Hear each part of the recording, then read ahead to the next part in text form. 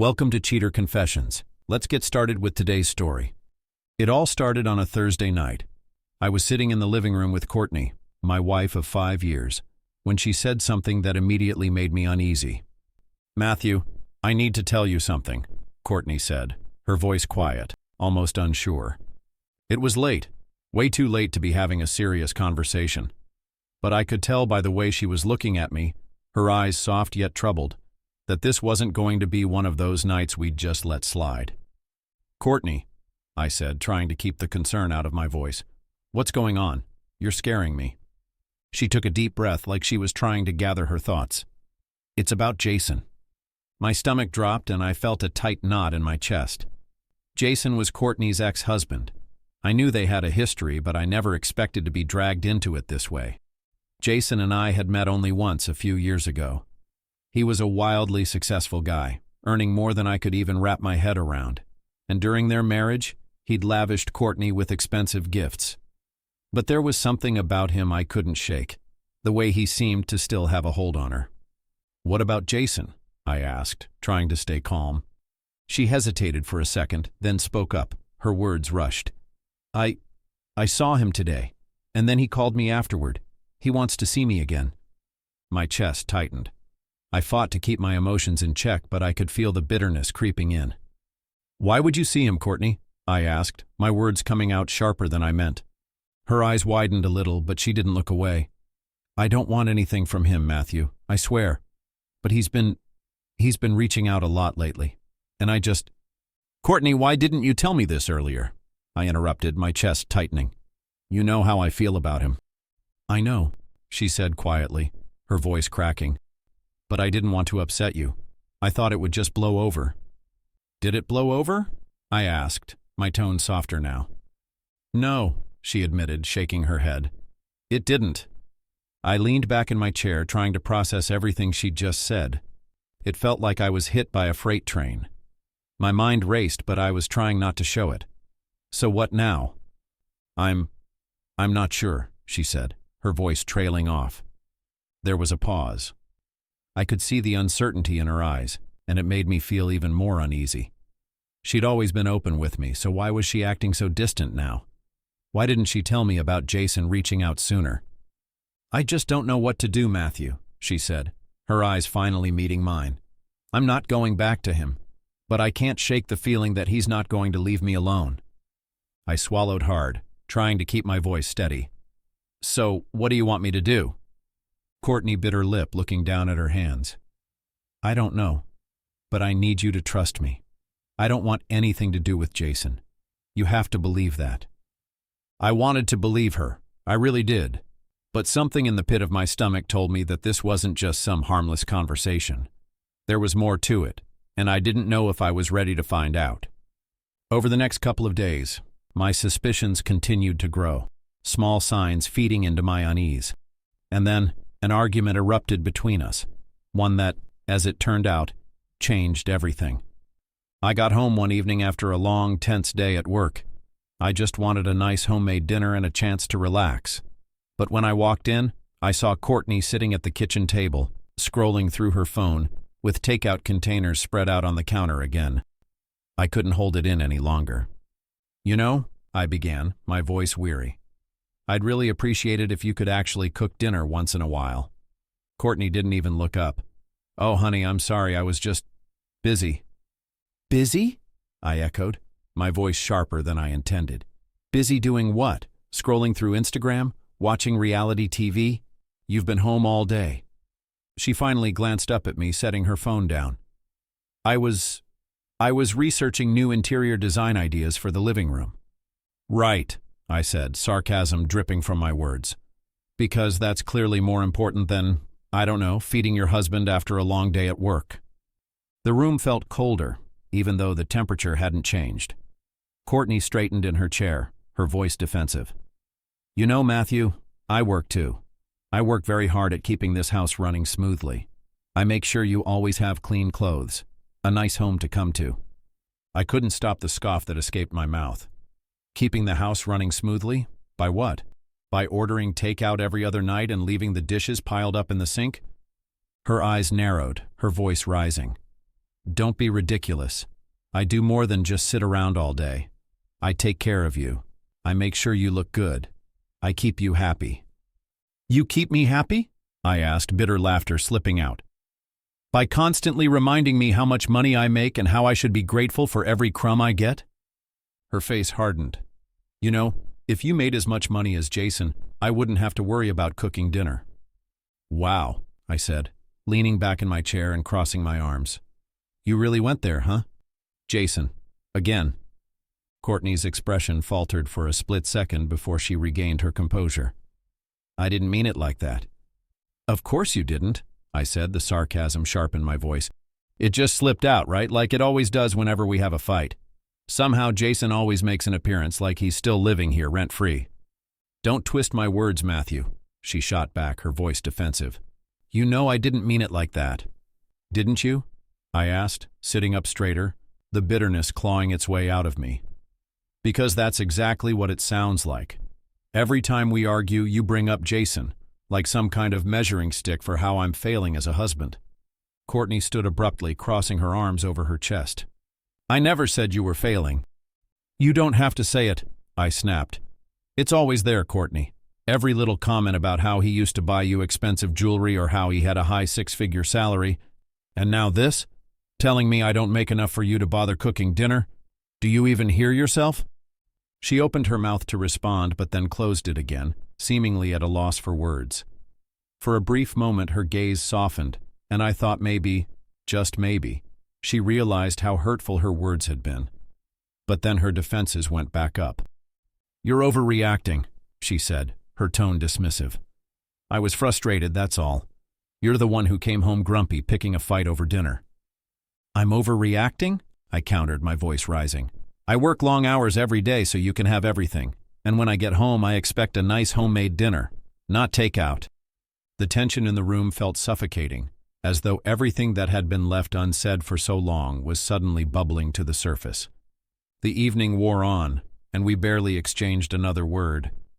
I didn't want to be angry. I didn't want to fight. But I couldn't shake the feeling that we were stuck, caught in a loop we couldn't escape from. There were cracks in our marriage, ones we hadn't noticed until they had already begun to widen. Courtney retreated to the bedroom, slamming the door behind her, and I sat there, staring at the kitchen counter. It wasn't just about the lack of dinner, of course. It was everything else that had led to this moment. Everything that had been left unsaid, and everything that we kept trying to sweep under the rug. The taste of bitterness filled my mouth as I sat there alone. What were we really fighting for anymore? The next morning I woke up to an empty bed. Courtney was gone. Usually she'd be downstairs making coffee, humming a cheerful tune. But today there was only silence, a deafening silence that mirrored the emptiness I felt inside. I went downstairs and found a note on the kitchen table, scrawled in her hurried handwriting. "I'm sorry. I'll be back late. C." Late? What did that even mean? Was she going to stay at her sister's? The thought sent a jolt of icy dread through me.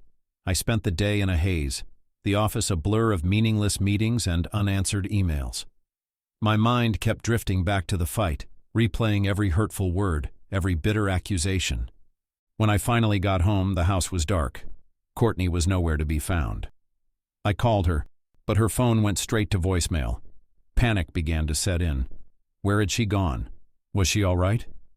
Then I thought maybe she had gone to her parents' house. I called them, but they hadn't heard from her either. Hours passed, each one more agonizing than the last. I paced the living room, my mind racing with worst-case scenarios. Finally, around midnight, my phone rang. It was Courtney. My initial relief quickly turned to anger when I heard the tremor in her voice. "Matthew," she whispered, "I'm so sorry. I went for a walk. I needed to clear my head." "Where were you?" I demanded, my voice harsh. I was really worried. I just needed some time alone," she mumbled. "I didn't mean to worry you." "You didn't mean to?" I scoffed. "You left without a word, Courtney." There was a pause on the other end of the line before she spoke again. "I'll be home soon," she said, her voice sharp. I didn't respond, and the line went quiet. I hung up, feeling a mix of frustration and confusion. 30 minutes later, the sound of the front door opening pulled my attention. Courtney walked in, her eyes avoiding mine. "I'm going to stay at my sister's for a few days," she said, her tone distant. "I just need some space to think." I stared at her, unable to find the words. She started packing her things, clothes, toiletries, moving slowly, methodically, as if this was all normal. "When will you be back?" I finally asked, my voice quieter than I meant it to be. "I don't know," she replied, zipping up a suitcase. "I just need some time." Without another word, she grabbed her bag, walked to the door, and left. The next couple of days were suffocatingly quiet. We barely spoke. There were no calls, no messages, just a hollow silence hanging between us. I tried to focus on work, but the nagging feeling in the back of my mind refused to let go. Something wasn't right. Then, on the third day, I was at work when my co-worker and good friend Alex stopped by my desk. He looked around nervously before speaking in a low voice. "Matthew, I need to tell you something," he said, his face serious. "I saw Courtney the other night." I felt my stomach tighten. "Where?" "She was at a bar, downtown, with another guy," he explained. "I don't think anything happened between them, but they were definitely close, talking, laughing, and then they left together, hugging each other as they walked out." I tried to stay calm, but my heart started pounding in my chest. "Who was this guy?" I asked, barely able to speak. Alex described him, and I instantly realized it was Jason. He'd been messaging her over the past few days, but she insisted she had no interest in him anymore and didn't want to meet him. But, as it seemed, she still had. I couldn't shake the feeling that something was going on, so I made the decision to hire a private investigator. I told him exactly what I needed. Follow her, wherever she goes. The very next day, the investigator reported back. Courtney had gone to dinner with Jason, and they were close. Too close. After the meal, they had driven together to Jason's house. They got out of the car, and as they stood on the sidewalk, they kissed before heading inside. The investigator had taken photos, clear, undeniable evidence. When he showed them to me, it felt like the floor dropped out from under me. I stared at the images, unable to process what I was seeing. I couldn't believe it. Courtney was cheating on me with her ex-husband. The next morning, I went straight to a lawyer. I needed to take action, to make this final. My marriage was over. She had betrayed me, and with her ex-husband no less. I didn't even need to hear her side of the story. The truth was right in front of me, captured in those photos. Divorce papers were drawn up before noon. Later that day, I drove to Courtney's sister's house, the photos of her and Jason clenched tightly in my hand. When I walked in, her sister's confused look didn't stop me. "Where is she?" I demanded. Her sister hesitated. "What's going on, Matthew?" Courtney walked into the room, her expression guarded. "What's wrong?" I slammed the photos down on the table, pointing at them. "This," I said.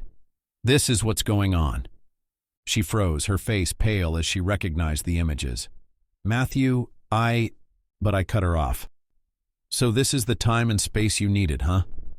"I didn't mean for this to happen. I was just confused," she said. "Confused?" I echoed. "By running to your ex-husband? This is how you handle it?" "I never wanted to hurt you," she whispered. "I'm sorry." I shook my head. "Sorry doesn't fix this. You've been cheating on me with him, Courtney. I can't keep doing this." I took a deep breath, the anger simmering down. "I'm done. I've already filed for divorce. This is over."